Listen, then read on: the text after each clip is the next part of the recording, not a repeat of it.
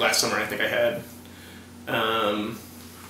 like 5 different paying jobs at once, 4 or 5, and so it's just this sort of like calendar Olympics to make sure that you're at all of the places you need to be in order to make the money you need. My name's Greg Capillo. I was born in Lexington, Kentucky. I went to school at WKU and graduated in 2010 with a degree in philosophy and mass communications. And I have a pretty deep passion for community organizing, and sort of like faced with the choice of kind of moving to the coasts or staying here and doing work that I like to do, I decided to stay here. And then since then I've been in a string of low-wage restaurant and service industry jobs. It's tough. I mean, you have to make a lot of pretty intense decisions day to day about your budget. Which bills you're going to pay, which bills you're going to pay late, and then, is this the month that you just eat a bunch of ramen? And then there's also been times where I've been just legitimately hungry, couldn't afford food, and just had to do without. Just do the simple math of your budget, and how many hours you'd have to work to live, and then what you would cut to live within your budget. And I think those folks would be shocked, because the thing is that no one ever argues that it's a living wage, right? They just argue that folks like me and my friends don't exist, and that it's primarily high school and college folks in these jobs. But that's just not, demographically that's not the case. And so if you see somebody who's 27 trying to make it on that, let alone a single parent, do the math. So one of the first things is I sold my car and got rid of car insurance, and it just was not an option.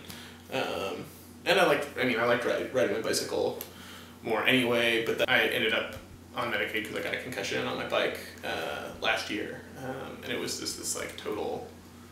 It was terrifying to be injured, but also really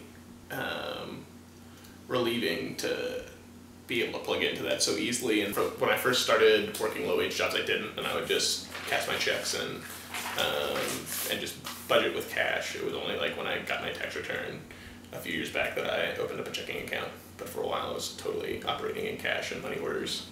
You can use, if you bike to the bank that the check comes from, they'll cash it for free. But your landlord's not going to take cash.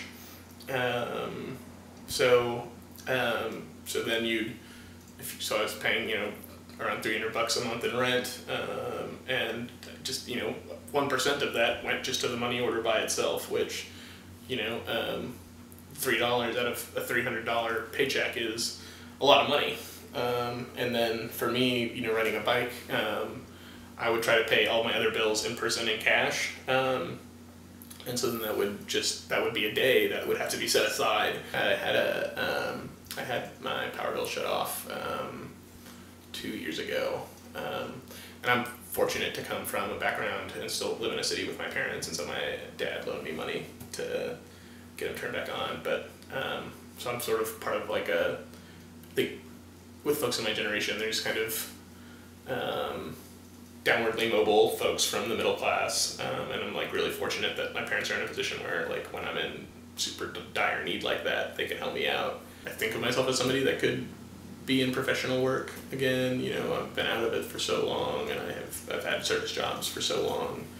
I just don't know what that would look like. And then there's part of me that thinks about going to grad school, but I've also been blessed to graduate without debt, and so I'm incredibly nervous about doing grad school, graduating, and then being in the same position except with $400 a month student loan to pay back. And so it's made me just super gun shy about committing to that, and so I just feel, at times oftentimes feel just stuck, and it's just unclear about what I would do next and what I'd want to do next.